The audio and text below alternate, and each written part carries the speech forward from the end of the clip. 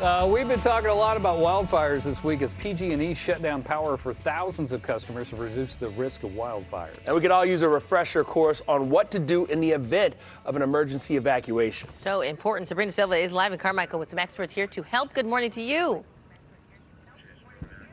Good morning. And you know what? Just as we were getting ready for our live shot here this morning, there was actually a fire, which looks to be a campfire just across the river here. And fire officials are going over there right now because Chris is joining me out here this morning, and he was able to call that in when it happened.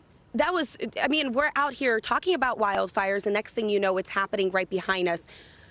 Clearly sending the message that, yes, this happens on a daily. This is something that, you know, folks here in California have gotten used to.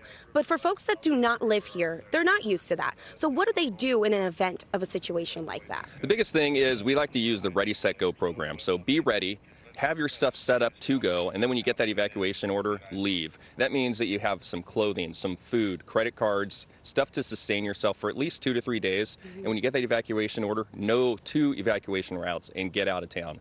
The reason we want 2 evacuation routes is if fire is impinging one of those exit routes, you have another alternative. Also, traffic, as we saw last year, unfortunately, in the campfire, roads can get congested if there's a massive evacuation. So you need to have different options. You need to give yourself a chance. We can't do it all for you. You're the best success that you can have.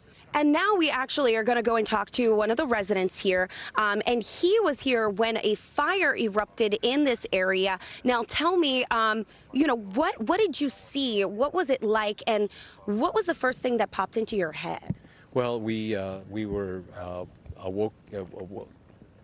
Our neighbors woke us up, and we came out here and right where we're standing, and we could see this very large fire that you're now seeing on the screen, which was already well in progress. And by the time we got out here, the firemen were already here putting out the fire. But as we were talking to the firemen, one of the trees burst into flames, and we were sent home, and they focused on the fire. And they kept the fire, they kept fighting the fire pretty much all night. Yeah. And in the morning, they were doing cleanup when we got up. Yeah, so it is a lot of hard work. And again, the preparation is super important, which is why we're going to continue to talk about this. In the next half hour, I actually packed a little, or not half hour, in the next hour, I did pack a little bag. So we're going to take a look. Chris is going to check and see if I am prepared for some wildfire coverage. So you don't want to go anywhere, because maybe you might learn a thing or two. I'll toss it back to you all in the studio. Okay. Good information there, my friend. Indeed. All right, let's get check on the roadways. Hi.